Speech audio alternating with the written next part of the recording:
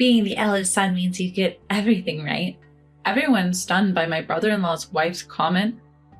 She had always insisted that being the eldest son was important, but this was too much. Just as I was about to reply, my brother-in-law spoke up. My name is Sophia. I'm a 32-year-old working housewife. I got married to my husband Owen just last year. We've known each other since elementary school, but our relationship was far from expected. We'd usually argue whenever we met, but during our college years, he confessed his feelings to me. Embarrassed, he scratched his cheek as I looked at him in surprise. I initially turned him down, but from that point on, I started thinking about him more. Half a year later, I was the one confessing to him. We dated for about 5 years after that. We went to tell his parents about our marriage. I was warmly welcomed. My, you must be Sophia. Owen has told me so much about you. It's such a pleasure to finally meet you today. Owen told me you're his first love. We're so happy to have someone like you as a part of our family. Well, I was pleased to hear this from my parents-in-law. Owen looked flustered next to me, his secret laid bare. The fact that I was his first love was news to me. The thought made me feel ticklish and happy. I whispered this to Owen and he turned bright red with embarrassment. The meeting ended on a positive note. Owen has a brother who is already married. We planned to meet them around the end of the year, so we headed home.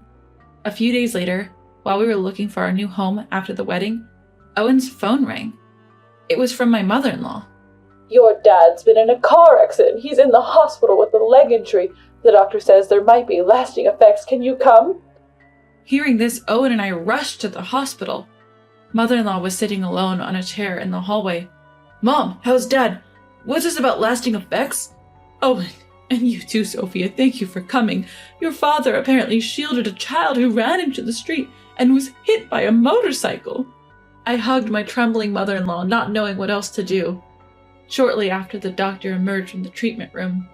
His life isn't in danger, but he broke his femur. Given his age, even with rehab, we can't guarantee he'll be able to walk again. You should prepare yourselves for that possibility. We were all at a loss for words. My father-in-law is an active man. Even in his 60s, he's passionate about his hobbies, playing basketball, volleyball, and skiing. The thought of him unable to do any of this was devastating. My mother-in-law looked completely disheartened. However, when my father-in-law woke up, he was different. When we told him about his leg, he just laughed it off. If my legs help save a child, then it's all worth it. I might not lose the ability to walk completely. Even if I do, I'll face it then. I can still compete in a wheelchair, you know. I'm just glad to be alive. I swear, you're one of a kind, but you're right, it's a blessing you're alive. My mother-in-law's face softened, filling the hospital room with laughter. Just then, the door swung open and a flamboyantly dressed woman walked in. Behind her, a man with 3 children in tow also entered the room. Seeing my father-in-law, the man sighed in relief. Dad, I'm glad you're okay, but at your age, you should be more careful. Oh, Benjamin, you came, and you brought Emily too, thank you. The man called Benjamin was my brother-in-law. My husband resembles my mother-in-law, but my brother-in-law looks more like his father. When he noticed us, he nodded and introduced his children. You must be Sophia, right? Thanks for marrying my little brother. I'm his older brother, Benjamin. This is my wife, Emily, and these are our kids. Say hi, everyone. The children greeted us one by one. I returned their greeting, and the atmosphere in the room turned pleasant, except for one person, who looked unhappy. Emily, my sister-in-law. I'm glad you're safe, father-in-law, but you can't use your leg anymore, right? We can't take care of you. We have kids, so living together is out of question. You're not going to impose on us just because he's your eldest son, are you? Nervously fidgeting with her freshly painted bright red nails, my sister-in-law, Emily, casually dropped her bombshell. The room's relaxed atmosphere instantly charged with tension. Look, Emily, don't worry about it. I have no plans to live with you guys. I'm doing fine, and we will go to a facility when the time comes. But wait, won't they charge us for that? Because, you know, we're the oldest son's family. We also have the kids' education to think about, right, Benjamin? At Emily's rude comment, even my brother-in-law Benjamin seemed at a loss, nodding uncomfortably. My mother-in-law was visibly shaking with anger. I glanced at my husband and then spoke up. Hi, Emily. Nice to meet you. I'm Sophia, Owen's wife. Let me handle the situation with my mother-in-law. I mostly work from home, so if she stays with us, caregiving won't be an issue. We won't charge you just because you're the oldest son's family. Oh, really? That is such a relief. Nice to meet you. Seeming satisfied, Emily announced it was time for her salon appointment and left. All right, we should get going too. Sophia, please take care of Dad for us. Benjamin left the hospital room, taking the kids with him to follow Emily. What's the deal with Emily? She's unbelievably rude. Yeah, she just showed up about 10 years ago, already pregnant, and my brother married her shortly after. Even my in-laws didn't seem to know how Benjamin and Emily met or started dating. After they got married, they lived close to the family home. They'd drop their kids off and go out.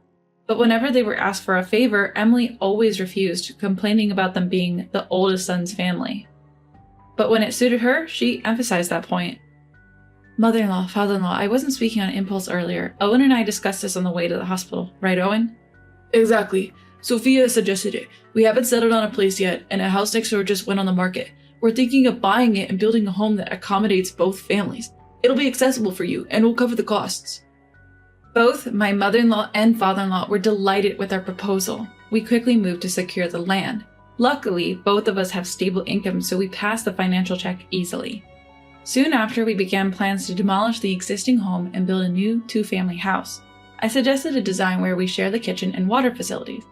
However, mother-in-law had some reservations. If we do that, selling the house later could be a hassle, or so I've heard. When we're gone, you won't need both parts of the house, right? It's better to have the option to rent it out. Also, we'll contribute financially, half of the down payment and half of the remaining mortgage. Put it under both Owen and Sophia's names. Owen will inherit it after us anyway, so it makes sense to keep it in both names. That way it won't be a part of any inheritance issues. Grateful for mother-in-law's thoughtfulness, we decided to build a fully separate duplex. While it was under construction, we stayed in an accessible condo.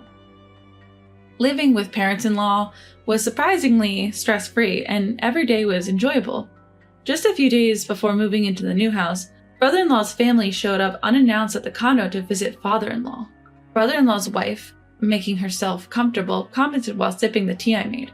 Hey, mother-in-law, isn't this a bit much? The house is a fully separate duplex, right? I've considered the same thing.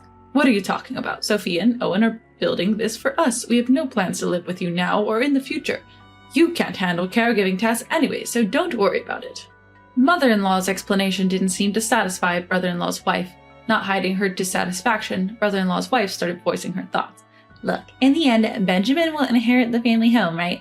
Then it's obviously better if we live there from the start, and 5 bedrooms for just Owen and Sophia is excessive. We have 3 kids, and it would be just right for us. Our current place is too cramped, so it'd be a big help, right? So we'll take the left side, and mother-in-law can have the right side. By the left side, brother-in-law's wife meant the part we were supposed to live in. We had planned for the possibility of needing full-time care in the future, so the ground floor had 3 bedrooms, with 2 additional rooms on the upper floor. The ground floor was for guests and father-in-law, and we had all agreed on this layout. Yet brother-in-law's wife assumed that they would use it. So if you're going to live there, you'll cover all the construction costs, right? And you'll also handle the caregiving? That was our plan when we built the place. What are you saying? All of you are supposed to be on the right side, right? If caregiving is involved, cohabitation is essential. We're already living harmoniously, right? Then just keep it that way. We won't have to pay anything. Emily just continued dreaming aloud. In her dream world, her family saves on rent and lives in a spacious home, happy as can be. For the in-laws and us, caregiving becomes easier and we get to see brother-in-law's wife's children regularly, making everyone happy. In her head, we owe it to my sister-in-law, who made the win-win proposal. My father-in-law had been silently listening the whole time, but he now instructed my mother-in-law to retrieve something from a drawer. Following his instructions, my mother-in-law pulled out a thick envelope in a single sheet of paper. In this envelope is $500,000. This is for you both. In return, never contact us again. And Benjamin, sign this document. Our entire inheritance will go to Owen. Everyone absorbing my father-in-law's words, my brother-in-law looked shocked. My mother-in-law seemed to have been aware of this plan all along. The room fell silent for a moment. My sister-in-law wasn't one to back down easily. But he's the eldest son. Doesn't the eldest son get everything? Everyone was stunned at her audacity. She always insisted that the eldest son was the most important, but this was too much. Just as I was about to retort, my brother-in-law cut in. Enough is enough. Not just with my parents, but also with my brother and his wife. I can't go on with you anymore. Let's divorce. Dad, will this signature do for announcing the inheritance? And I don't need the $500,000, but please don't cut us off. The kids love you guys. At brother-in-law's words, father-in-law nodded in agreement. Mother-in-law, with tears in her eyes, seemed to be okay with it too. For a moment, my sister-in-law looked dumbfounded, but she soon regained her composure and started shouting. Who do you think you are? Fine, let's get a divorce, but you'll pay me alimony in court. What are you talking about? You're the one who will have to pay alimony, my brother-in-law said, pulling out an envelope from a large bag. It contained a photo showing my sister-in-law arm in arm with another man entering a hotel. Her face turned pale at the sight of it. He continued, unfazed. I knew you were cheating for a while now. When I looked into it for the divorce settlement, I was shocked. Your affair partner didn't even know you were married.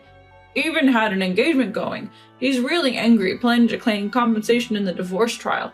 What, you told him? You're ruining my new start. What? Everyone just enjoys bullying me? I won't forgive ruining my engagement.